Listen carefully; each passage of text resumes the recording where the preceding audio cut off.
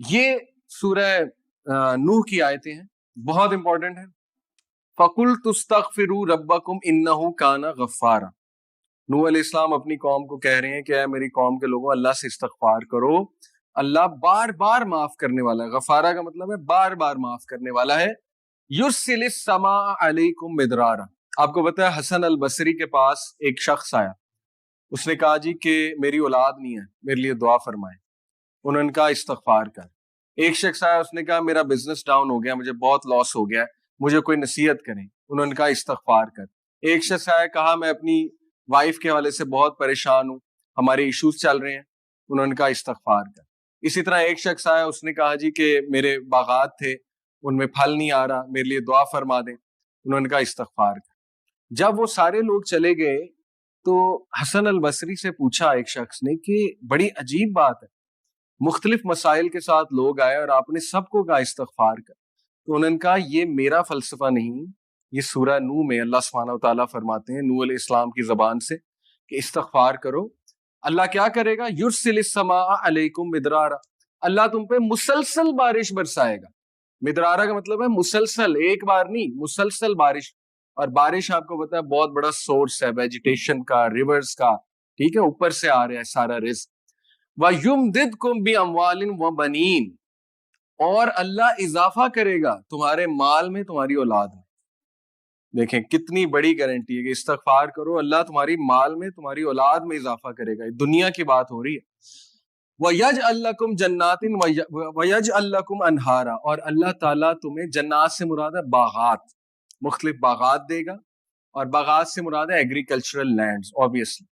اور وَيَجْعَلْ لَكُمْ أَنْهَارًا. اللہ تمہیں ریورز دے گا، ریورز نکل آئیں گے تمہاری زمین کے نیچے سے. اب ظاہر ہے اس دور میں لوگوں کی سب سے جو بیسٹ اکانومی تھی وہ ایگریکلچرل تھی ان دا سینس. تو دیکھیں دنیا کی بات ہو رہی ہے. استغفار کو عادت بنانا چاہیے اور اس سے بہت فائدے ہوں گے آپ کو، یقین کریں بہت فائدے ہوں گے. بہت سے لوگ جو ہے نا دل سخت ہو جاتا ہے. میرے پہ ایک فیز آیا، میں شروع سے دینی سوچ والا نہیں تھا. تقریباً 21-22 سال جو ہے نا وہ میرے بہت کامن، جیسے ایک ٹین ایجر جیسے کامن ہمارے لوگ ہوتے ہیں، بالکل وہی تھا.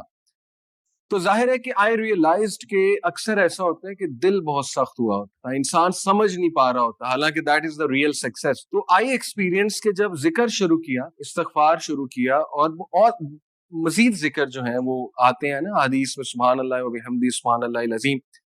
شروع میں بڑا عجیب لگا.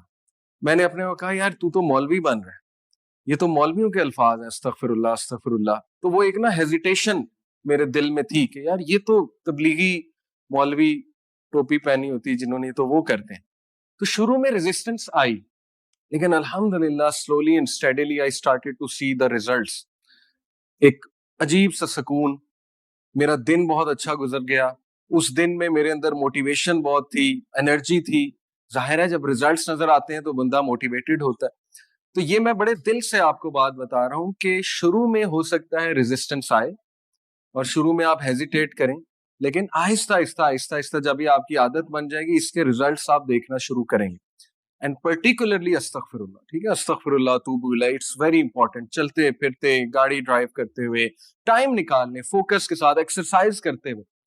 دیکھیں بہت سے لوگ جم جاتے ہیں، ایکسرسائز کرتے ہیں، ٹریڈ مل کرتے ہیں، واک کرتے ہیں، جاگنگ کرتے ہیں، اچھی بات ہے، پوڈ کاسٹ سن رہے ہوتے ہیں، وہ بھی یوزفل ہیں.